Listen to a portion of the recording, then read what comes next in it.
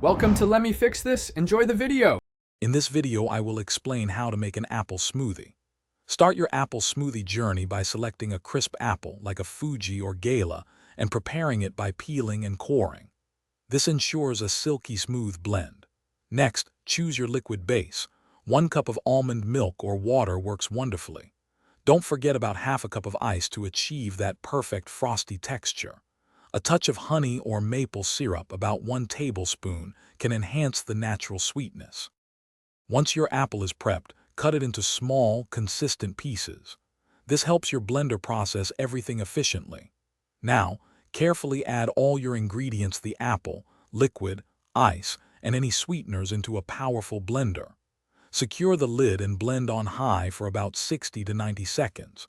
You're aiming for a perfectly smooth consistency, so scrape down the sides if needed to catch any stray apple chunks.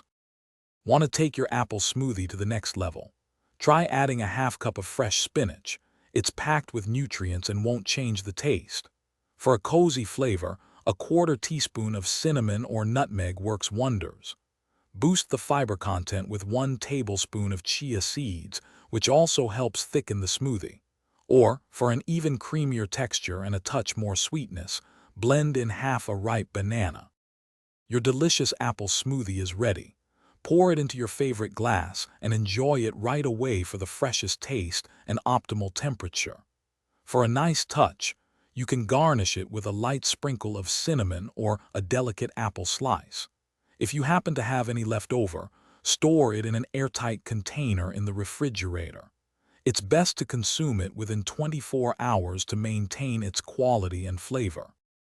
Thanks for watching. If you found this helpful, don't forget to like and subscribe.